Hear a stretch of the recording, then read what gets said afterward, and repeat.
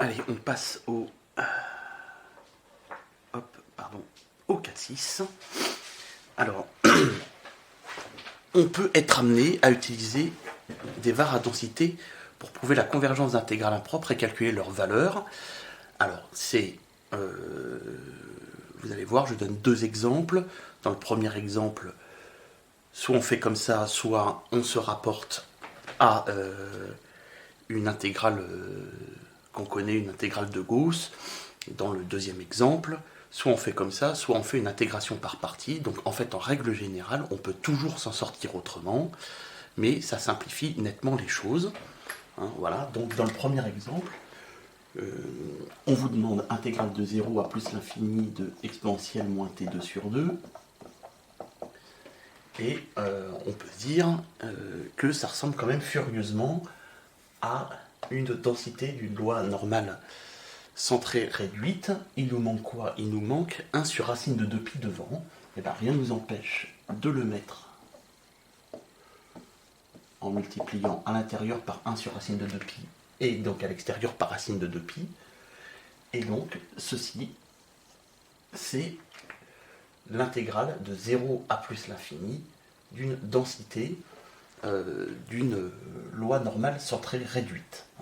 Donc l'idée, c'est qu'on sait que du coup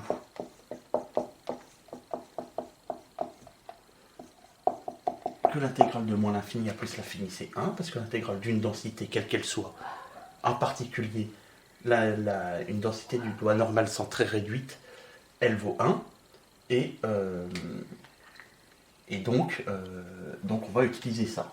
Alors, deuxième petit coup à repérer, on demande l'intégrale de 0 à plus l'infini, or l'intégrale de moins l'infini à plus l'infini vaut 1, mais comme la fonction à l'intérieur est paire, et bien ça, c'est 1 demi fois ça, et donc ça fait 1 demi, voilà.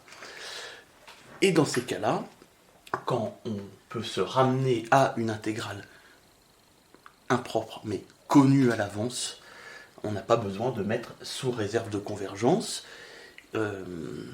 On peut partir directement de l'intégrale qu'on veut calculer. Donc, dans ma rédaction, j'ai commencé par celle-ci. Et on l'écrit, on fait les calculs et on continue par converge. Et entre parenthèses, on dit pourquoi. Densité d'une loi normale centrée réduite. Et on a blablabla. Bla bla bla. Voilà. Dans le deuxième exemple, encore une fois, on aurait pu faire une intégration par partie en mettant le t dans le u et le exponentielle moins t dans le v', et c'est pas méchant, mais vous voyez, ça peut aller beaucoup plus vite, parce que intégrale de 0 à plus l'infini de t exponentielle moins t dt,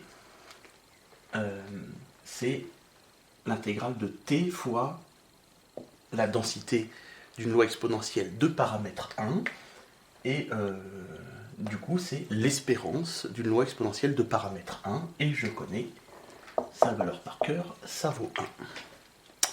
Voilà, donc c'est une manière d'aller beaucoup plus vite pour calculer un certain nombre d'intégrales. Alors globalement, ça va avoir un intérêt avec des intégrales où on peut se ramener à l'intégrale de la densité d'une loi normale, et des intégrales où on peut se ramener à l'espérance d'une loi exponentielle. C'est quand même les deux cas où ça aura un intérêt.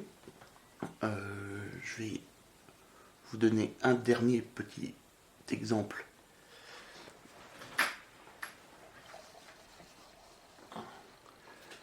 C'est à peu près le même, mais si je vous demande intégrale de 0 à plus l'infini de, par exemple, t exponentielle moins 4t dt, eh bien, je reconnais